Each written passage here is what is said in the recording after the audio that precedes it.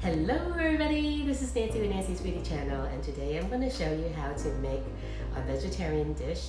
A lot of us call that the Buddha's Delight, and some of us just in Chinese, we call it Zhai.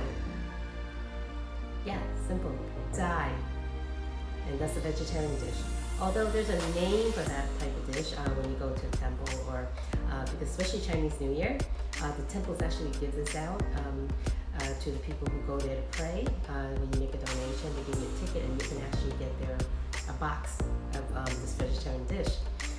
So they call it Lo Han Zai. One more time, Lo Han Zai. So you would get this vegetarian dish called Lo Han Zai in the temple. So there's different variations, and today I'm going to show you my variation. Although my mom has one, it's a lot of work the one my mom does because she has a lot of ingredients, but it's so good. But I didn't make that one. I just made my variation because it's a little quicker, just a little bit quicker. But also the ingredients are slightly different. So I hope you enjoy it. Maybe one day I'll do my mom's version as well.